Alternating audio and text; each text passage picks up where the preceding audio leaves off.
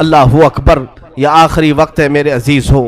حسین ابن علی رضی اللہ تعالیٰ عنہ کے گھر میں سوائے ان کے بیٹے زین العابدین کے جو بیمار تھے، ان کی عمر 22 سال کی تھی، کمزور تھے، بخار زدہ تھے، لیٹے ہوئے خیمے میں بخار سے ان کا جسم تپ رہا تھا، وہ سارا منظر وہ اپنی بیماری میں دیکھ رہے تھے۔ اب کوئی باقی نہیں تھا، بچے کو تک نہیں چھوڑا تو کون باقی رہے گا؟ امام حسین ابن علی رضی اللہ تعالیٰ عنہ نے دیکھا، قرآن کو جلدی سے کھولا، تلاوت کرنے لگے۔ اچانک خیمے کے دروازے پر دیکھا، آہٹ محسوس ہوئی تو اٹھا کر کے چہرہ دیکھا تو امام زین العابدین جبہ پہن کر کھڑے ہیں۔ کہا بابا اجازت دے دیں۔ مولا حسین تڑپ کر اٹھے، کہا زین العابدین میرے گھر میں اب بچا کون؟ میرے بعد ان بیویوں کو کون دیکھ بھال کرے گا؟ ان عورتوں کو کون لے جائے گا؟ اور میری نسل تم سے ہی تو چلنی ہے۔ امام سجاد زین العابدین کو مولا حسین نے روک دیا، بستر پر لٹا دیا اور کہا کہ اب میرا وقت ہے، میرا مقام ہے۔ اسی اسنا میں عورتوں کو کچھ نہیں کہا۔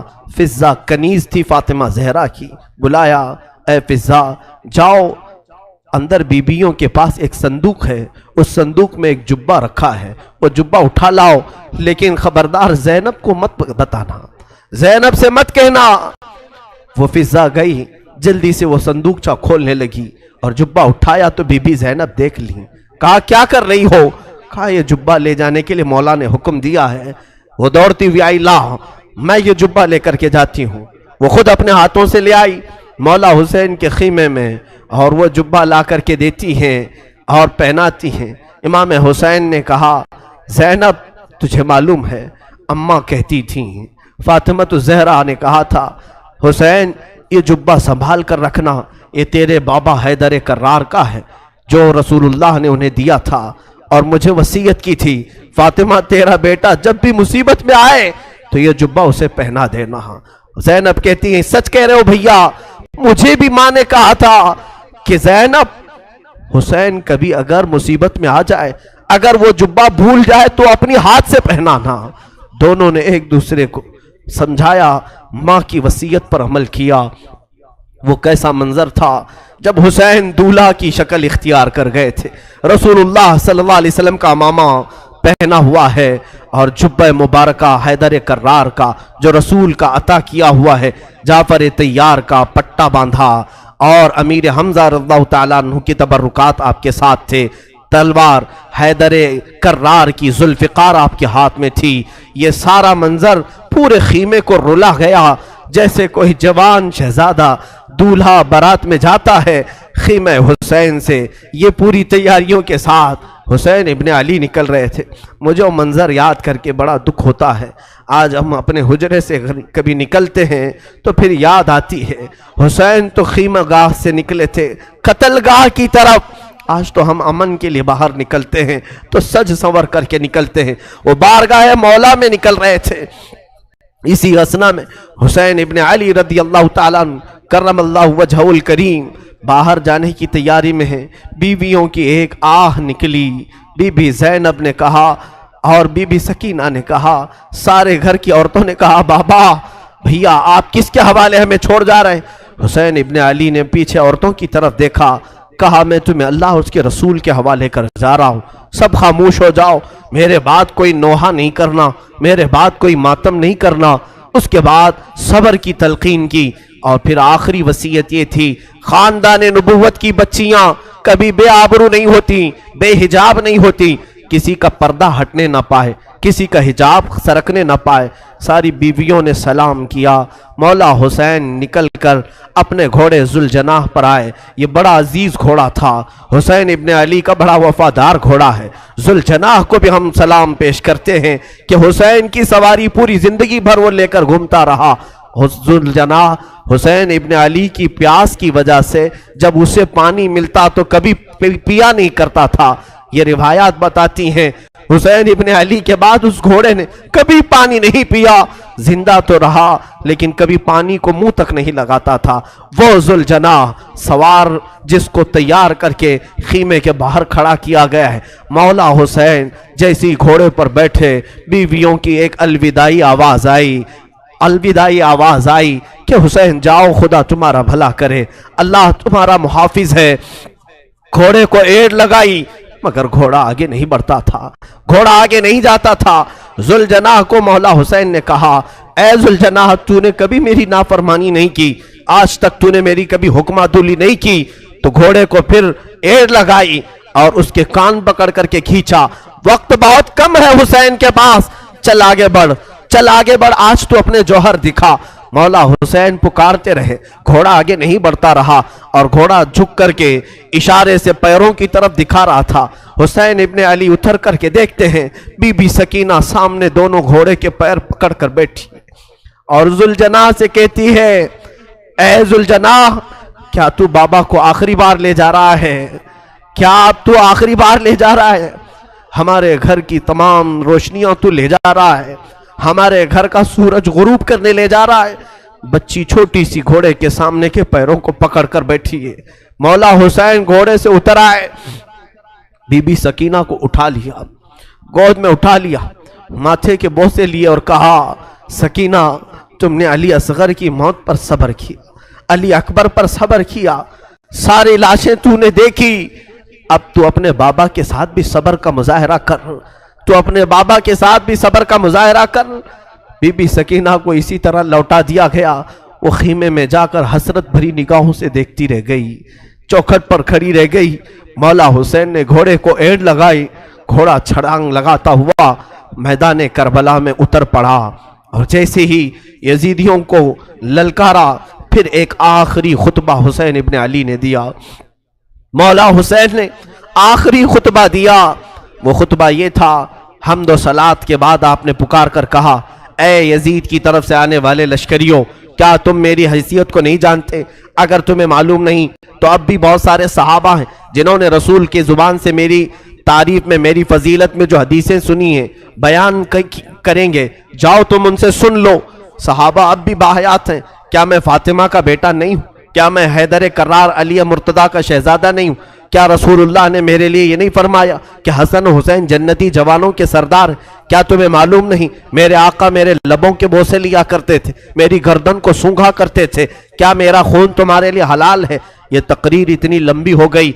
हुसैन इब्ने अली की इस आवाज पर यजीदियों में सन्नाटा छा गया। कई लोगों की आंखों से आंसू भी निकल पड़े और यजीदियों में जब ये माहौल हुआ तो शिम्र जिल जोशन, अम्र बिन साद, जो बदबख्त अजली थे, उन्होंने भड़काना शुरू किया और बीच तकरीर में ही इमाम के तीर बरसाना शुरू किया। हुसैन इब्ने अली रज़ियल्लाहु ताला अन्हु के दरमियान तकरीर आपके लबों की तरफ तीर बरसाना शुरू किया। कहा कि बंद करो अब अपना बयान, तकरीर बंद करो, मुकाबले के लिए तैयार हो जाओ। इमाम हुसैन ने देखा कि ये अब किसी तरह बाज आना नहीं चाहते, मेरा खून पी करके ही इन्हें सुकून मिलेगा।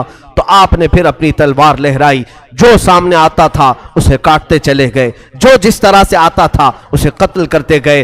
हुसैन इब्ने अली इतनी मर्तबा खीमे की तरफ आते थे और अपनी बीवियों को देखते और फिर चले जाते थे। ये दोपहर का वक्त था, जोहर का वक्त करीब आया और हुसैन इब्ने अली रज़ियल्लाहु ताला अन्हु, अंदाजा करें, वो 56 साल की बुढ़ापे की उम्र है, जो 3 दिन से प्यासा है, 3 दिन से भूख की शिद्दत अलग है, और फिर जो जवानों की लाशें उठाया वो अलग मसला है। मियाँ 2-4 ईंटें उठाओ तो तुम्हारे कंधे दुखने लग जाएंगे, 2-4 पत्थर उठाओ तो तुम्हारे हाथ में वर्म आ जाएंगे। हमने देखा है। और तन्हा हुसैन रज़ियल्लाहु ताला अन्हु ने 1-2 नहीं, तकरीबन 40 लाशें उठाई दिन भर में, 40 से ज्यादा लाशें उठाई, बच्चों की अलग, जवानों की अलग, बूढ़ों की अलग। उन लाशों को उठा करके वो बूढ़ा जिस्म क्या कमजोर नहीं हुआ होगा? प्यास अलग है, भूख अलग है, बीवियों का रोना अलग है, उन्हें बेबसी पर छोड़कर आना ये गम अलग है। हम तो बेहाल हो जाएंगे, हम तो गमों से मर जाएंगे। इसीलिए सब्र हुसैन पर मैं समझता हूं दुनिया के कोई शख्स पहुंच नहीं सकता, उस इस्तिकामत पर कोई नहीं पहुंच सकता। हुसैन इब्ने अली दोपहर के वक्त मौला हुसैन करबला के मैदान में घिर गए। तन्हा अली का लाल खारों में घिर गया, वो फातिमा का लाडला हजारों में घिर गया। अब हुसैन इब्ने अली के मुतालिक जो मैंने शुरू में कहा था, फातिमा के लाडले का आखिरी दीदार है, फातिमा के लाडले का آخری دیدار ہے، حشر کا ہنگامہ برپا ہے، میان اہل بیت درمیان اہل بیت رسول اللہ کے شہزادے نے پھر للکارا، لوگوں کو للکارتے رہے اور قتل کا یہ بازار گرم تھا۔ عمرو بن سعد نے کہا حسین نے تنہا 50 لوگوں کو مار دیا، تم تنہا حسین کو کیوں نہیں مار پاتے؟ تنہا حسین کو کیوں نہیں مار پاتے؟ حسین ابن علی رضی اللہ تعالیٰ عنہ کے متعلق ایک روایت میں یہ بھی بتا دوں میرے عزیزو، اس حالت میں بھی حسین ابن علی نے سخاوت کا دریا نہیں روکا تھا۔ آپ کی شان یہ تھی کہ عبداللہ نام کا ایک شخص کوفہ کا رہنے والا، وہ اس وقت کوفہ میں نہیں تھا جب یہ مارکے سر ہوئے تھے، وہ 6 مہینے کہیں تجارت پر گیا تھا، واپس آیا تو اس نے کوفہ میں دیکھا پورا بازار خالی ہے، گھر خالی ہے۔ اپنی بیٹیوں سے پوچھا کیا ہو گیا، کوفہ میں سب دکانیں بند ہیں، سب گھر میں تالے لگے ہوئے۔ اس کی بیٹی نے کہا سنا ہے حاکم وقت کے خلاف کسی شخص نے بغاوت کی ہے اور اس باغی کا سر کچلنے کے لیے پورے کوفہ والے گئے۔ عبداللہ کہتا ہے مجھے معلوم نہیں تھا کون سا باغی ہے، کس نے بغاوت کی۔ اور پھر ان کی بیٹیوں نے کہا ابا جان آپ بھی گھر میں نہ بیٹھیں، اس لیے کہ حاکم کوفہ ابن زیاد نے اعلان کیا ہے اگر کوفہ میں کسی گھر میں کوئی جوان باقی رہا اور کربلا نہیں گیا تو ہم اس کو تلوار سے چھلنی کر دیں گے، قتل کر دیں گے۔ تو عبداللہ کہتا ہے مجھے ڈر تھا، میری جان کا بھی خوف تھا کہ اگر یہاں رہتے ہوئے پکڑا گیا تو مارا جاؤں گا۔ کہا ٹھیک ہے میں بھی جاتا ہوں اس باغی کے خلاف، اس باغی کو میں بھی مقابلہ کر کے قتل کر سکتا ہوں، دیکھوں گا۔ اپنا گھوڑا لیا، تلواریں لی اور نکلنے لگا۔ بیٹی نے کہا بابا جان بہت سارا لشکر گیا ہے اس باغی کو قتل کرنے کے لیے، آپ بھی اس لشکر میں مل جائیں۔ اور سنا ہے جنگ کے بعد مال غنیمت ہاتھ آتا ہے، مال غنیمت ہاتھ آتا ہے، جو بھی مال ملتا ہے وہ فوجیوں میں بانٹا جاتا ہے۔ بابا جان مجھے یمنی عقیق پتھر بڑا پسند ہے، یمن کا عقیق پتھر بڑا پسند ہے، اگر وہ مال غنیمت میں مل جائے تو لیتے آ جانا۔ عبداللہ اپنی بیٹی کو رخصت کر کے آیا۔ وہ کہتا ہے دوپہر کا وقت تھا جب میں کربلا میں پہنچا، یہ 10ویں محرم تھی، میں نے دیکھا ایک شخص گھوڑے پر بیٹھا ہے اور اس کے پیچھے 40-50 لوگ دوڑ رہے ہیں، کوئی ادھر سے آ رہا ہے کوئی ادھر سے آ رہا ہے۔ میں نے لوگوں میں سے کوفیوں میں سے ایک سے پوچھا کہ ایک ہی آدمی ہے؟ تم نے کہا تھا باغیوں کی جماعت ہے، ایک ہی آدمی ہے اور 50-50 لوگ اس کے پیچھے دوڑ رہے ہیں۔ لوگوں نے کہا ہاں وہ تنہا 50 پر بھاری ہے، کسی کے ہاتھ نہیں آ رہا، اکیلا تو اس کے سامنے کوئی جا ہی نہیں سکتا ہے۔ عبداللہ نے کہا میں نے یہ سن کر کے اپنا گھوڑا بھی دوڑا دیا کہ چلو اس باغی کو میں بھی دیکھتا ہوں، اگر میری تلوار سے وہ قتل ہو گیا، اگر گر گیا تو انعام و اکرام مجھے بھی مل جائے گا۔ گھوڑا دوڑاتے ہوئے وہ آیا، حسین ابن علی کو تنہا، یہ یزیدی کتے کبھی ادھر سے دوڑا رہے تھے کبھی ادھر سے دوڑا رہے تھے، تنہا فاطمہ کا لال تلوار لہراتا ہوا اور لوگوں سے مقابلہ کرتا ہوا میدان کربلا میں سرگرم ہے۔ عبداللہ کہتا ہے میں پیچھے گھوڑے کو دوڑاتا ہوا آیا، میں حسین ابن علی کے گھوڑے سے صرف 2 ہاتھ کے فاصلے پر رہ گیا تھا۔ حسین ابن علی پیچھے مڑتے ہیں اور کہتے عبداللہ اور قریب آ جا، عبداللہ اور قریب آ جا۔ میں ڈر گیا یہ کون باغی ہے جو میرا نام بھی جان رہا ہے، میرا نام جانتا ہے۔ عبداللہ کہتا ہے مجھے تھوڑی سی جسم میں کپکپاہٹ ہو گئی، خوف سا ہو گیا کہ یہ مجھے جانتا کیسے ہے، کہیں میرے پہچان والا تو نہیں۔ میں اور آگے بڑھ گیا، جیسے ہی میرا گھوڑا اس کے گھوڑے کے قریب لگایا، حسین ابن علی نے اپنی انگلی سے انگوٹھی نکال کر کے کہا جا تیری بیٹی نے یمنی عقیق جو مانگا تھا اسے دے دینا، اس میں نگ جو لگا ہے وہ یمنی عقیق کا ہے، یمنی عقیق کا نگ لگا ہے۔ کیا تو اپنے گھر سے نکل رہا تھا؟ تیری بیٹی نے عقیق نہیں مانگا تھا۔ عبداللہ کہتا ہے اسی دن مجھے احساس ہوا نبی کیا ہے، نبی کے شہزادے کیا ہے، نبی کا علم کہاں ہوگا۔ میرے عزیزوں حسین ابن علی نے اس دن بھی سخاوت کے دریا کو روکا نہیں، اپنی انگوٹھی نکال کر جیسے ہی عبداللہ کو دیا، انہوں نے انگوٹھی جیسے لیا اور سلام کیا، کہا مولا حسین اب انگوٹھی لے کر جانے میں کیا مزہ ہے، میں تو اپنی جان تمہارے قدموں پر نچھاور کر کے جاؤں گا۔ یزیدیوں سے لڑتے لڑتے وہ حضرت عبداللہ بھی وہیں کربلا میں شہید ہو گئے، ان کے ہاتھ میں انگوٹھی ویسی کی ویسی رہ گئی۔ مولا حسین اس وقت بھی نوازنا نہیں چھوڑتے ہیں، عطا کرنا نہیں چھوڑتے ہیں، اسی لیے یہ سخاوت کا گھرانہ ہے، یہ سخی لوگوں کا گھرانہ ہے۔ اس گھرانے میں ان کی پرورش ہوئی ہے جہاں 5 دن بھوکے رہنے کے بعد بھی اگر کوئی فقیر آتا تو اسے یہ نواز دیا کرتے تھے، گھر کی ساری غذائیں دے دیا کرتے تھے۔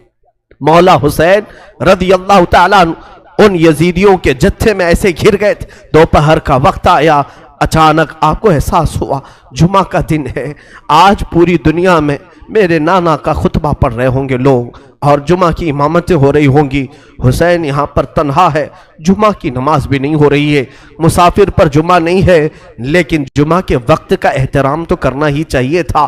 آپ نے ان سے کہا، اے لوگوں، ہاں میں جانتا ہوں مسافر پر جمعہ نہیں، کیا اس وقت کا احترام بھی نہیں کرو گے؟ جنگ بندی نہیں کر سکتے، جنگ تھوڑی دیر کے لیے روک نہیں سکتے کہ اس وقت کا احترام باقی رہے؟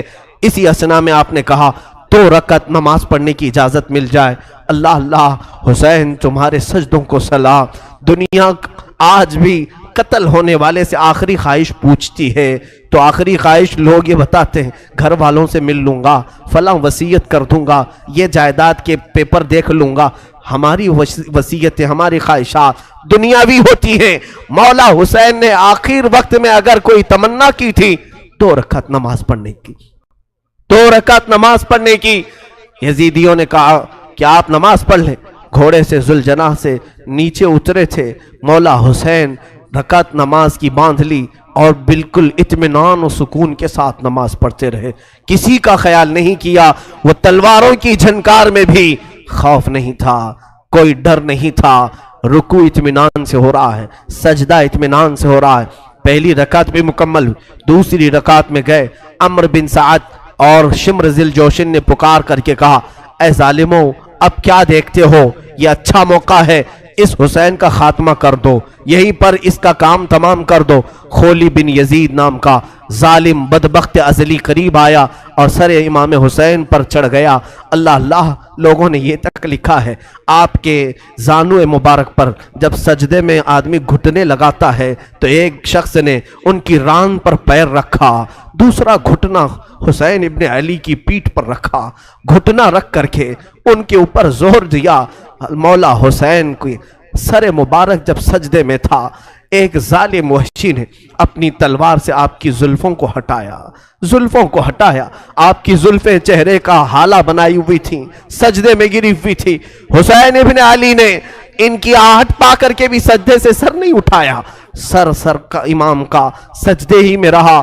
یقیناً امام نے سوچا ہوگا اب سر اٹھائے تو ظالموں کے لیے کیوں اٹھائے، وہ سر ہی بہتر ہے جو مولا کے حضور جھک جائے اور اسی اسنا میں مولا کے حضور پہنچ جائے۔ ایک ظالم نے آپ کی گردن پر تلوار رکھی اور زور سے کاٹ دیا۔ اس پیاسے امام کو بنا پانی کے، بنا کسی کھانے کے ذبح کر دیا گیا۔ وہ ذبح عظیم ہے۔ مولا حسین تیری شہادت پر لاکھوں سلام۔ انا للہ و انا الیہ راجعون۔ کلمہ توحید ہے تیری شہادت اے حسین، تو نہ ہوتا تو نہ رہ جاتی صداقت اے حسین۔ امام حسین علی مقام رضی اللہ تعالیٰ عنہ کربلا کے اس بے آب و گیاہ میدان میں اپنی جان آفریں کے سپرد کر دی۔ مولا حسین کا سر مبارک تلوار سے الگ کیا گیا، جسم مبارک، جسم نازنین کربلا کے ریگزاروں میں بکھر کر رہ گیا۔ اب اندازہ کرو جو امام حسین ہر ایک کا لاش شاہ اٹھا کر لاتے تھے، حسین ابن علی کے لاشے کو اٹھانے والا اب کوئی باقی نہیں تھا، کوئی خیمے کی طرف سے اب آتا ہوا نہیں دکھائی دیتا تھا۔ جنہوں نے دوسروں کے شہزادوں کو بھی اٹھایا مگر خود اس طرح سے سو گئے کہ کسی پر بوجھ نہیں بنے، کسی پر اپنا وزن نہیں ڈالا۔ بیویاں اب خیمے میں تھی، یزیدیوں کے لشکر سے ایک پکار آئی، فتح مبین، فتح مبین۔ لوگ اپنی فتح کے جشن منانا شروع کر دیے کہ حسین کا خاتمہ ہو چکا ہے، اب یہاں پر ہمارے ساتھ مقابلہ کرنے والا کوئی باقی نہیں رہا، سب ایک کے بعد دیگرے ختم ہو چکے۔ لیکن میرے عزیزو، آج بھی میں تمہیں بتاؤں، اللہ کا فضل ہے، مولا کا کرم ہے، سید الشہداء کا یہ فیض ہے کہ بحمدہ تعالیٰ کئی سالوں سے میں ہر سال کربلا پہنچتا ہوں۔ 11ویں کے موقع پر جب ہم زیارت بغداد اور زیارت کربلا میں جاتے ہیں، میں کربلا 2 دن ٹھہرا بھی ہوں، اور ہر سال میرا معمول ہے اپنے جماعت کے ساتھ، اپنے قافلے کے ساتھ کربلا پہنچتے ہیں۔ آج کربلا کا وہ کوئی میدان وہاں نہیں، بڑی بڑی عمارتیں کھڑی ہیں پورے میدان میں، اور روضہ امام حسین جو بنا ہے، اللہ اکبر، اسے حرم حسین کہا جاتا ہے۔ دروازے تک سونے سے کلئی کیے گئے ہیں، گنبد پاک کو سونے سے رنگا گیا ہے، اور وہ حسین کا گنبد آج پورے شہر میں اجالا کر رہا ہے۔ کربلا میں ایک ہی قبر میں باقی 70 لوگ دفن ہیں، اور حسین ابن علی رضی اللہ تعالیٰ عنہ اور ننھے علی اصغر ایک قبر میں دفن ہیں، اور قریبی تھوڑے فاصلے پر عباس علمبردار بھی دفن ہیں۔ وہاں پر برسوں ان کی قبریں رہی، آج تو وہ روضہ حسین لاکھوں لوگوں کے جمع ہونے کا مرکز بنا ہوا ہے، لاکھوں لوگ وہاں جمع ہوتے ہیں، اور پھر روضہ حسین سے ہم سب تبرک حاصل کرتے ہیں۔ لیکن اس جنگ کا نتیجہ کیا نکلا؟ لڑے تو حسین کو ختم کرنے کے لیے، لیکن کربلا پر آج بھی حسین کا ہی قبضہ ہے۔ آج جا کر کے دیکھیں تو جگہ جگہ وہاں پر حسین کے ہی نام ہیں، ہر دکان پر امام حسین کا نام، ہر علاقے میں امام حسین کا پرچم لگا ہوا ہے، اگرچہ شیعہ لوگوں کی طرف سے ہو یا اہل بیت سے محبت کرنے والے معتدل لوگوں کی طرف سے ہو، لیکن حسین کا نام ہر کوئی وہاں پر لیتا ہے۔ تھی تو وہ زمین یزیدی لشکریوں کی، فتح تو انہیں حاصل کرنا تھا، کٹے ہوئے لاشیں تھے، وہاں پر کوئی نہیں تھا، لیکن لوگ اس وقت فتح مبین اعلان کر رہے تھے، یزیدی لشکر فتح ہو گیا۔ اے ظالموں، کہاں ہے وہ تمہاری فتح؟ 14 صدیاں گزر گئی، فتح کا جھنڈا اب بھی کربلا میں حسین کا لہرا رہا ہے۔ اور بلکہ کربلا نہیں، آج بھی ہمارے گھروں میں بچے پیدا ہوتے ہیں تو ہم میں سے آج تک کسی نے یزید نام نہیں رکھا، حسین نام رکھنے پر فخر کرتے ہیں۔ تم ڈھونڈو گے تو محلے میں کوئی نہ کوئی حسین تمہیں مل ہی جائے گا۔ لاکھوں حسین دنیا میں پیدا ہوتے رہے اور ہو رہے ہیں اور قیامت تک ہوتے رہیں گے، لیکن نہ یزید کی نسل باقی ہے، نہ ان لشکریوں کا کوئی نام لیوا باقی ہے۔ تو کیسی فتح تھی؟ وہ تم نے دنیا کے لیے لڑا تھا، اور تم مال کے لیے لڑے تھے، اور مولا حسین صرف رضائے الہی کے لیے لڑے تھے، رسول پاک کی شریعت طاہرہ کے نفاذ کے لیے لڑے تھے، اور رب تعالیٰ نے انہیں ایسی فتح عطا کی۔ گھر لٹ گیا الگ بات ہے، لیکن ان کے ذکر پاک سے آج لاکھوں رونے والوں کی آنکھیں نم رہتی ہیں، لاکھوں نہیں کروڑوں آنکھیں روتی ہیں مولا حسین کے لیے۔ کیا آج ہر گھر میں حسین ابن علی کا تذکرہ نہیں ہوتا؟ مائیں اپنے بچوں کو حسین کے واقعات نہیں سناتی؟ میرے عزیزو، اصل فتح تو یہ ہے جو حسین ابن علی کو حاصل کی۔ مولا حسین ابن علی رضی اللہ تعالیٰ عنہ کو جو اللہ تعالیٰ نے مقام دیا، اور اسی طرح سے ملک شام بھی ہم نے دیکھا، دمشق کے بازار جہاں مولا کو نیزوں پر لایا گیا تھا، وہاں پر معلوم کیا کہ یزید کی قبر ہے کہاں، تو لوگوں نے بتایا کہ فلاں جگہ ایک دمشق کے لوگ کوڑا کرکٹ جہاں پھینکتے ہیں، کچرا پھینکتے ہیں، اسی کچرے کے اندر کہیں اس کی قبر ہے، لیکن کوئی نشان نہیں۔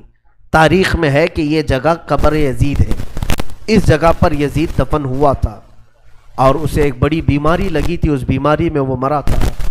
تو آج تک میرے عزیزو، یزید کی قبر کچرے میں گم ہو گئی، اور مولا حسین کی قبر لاکھوں کی ہدایت کا ذریعہ بنی ہوئی ہے، مرکز بنی ہوئی ہے۔ یہ ہے اصل فتح مبین۔ کربلا میں مولا حسین کے ساتھ جو بھی سلوک ہوا وہ غم کی داستان تو ہے، غم ہے، اس لیے ہم سناتے ہیں۔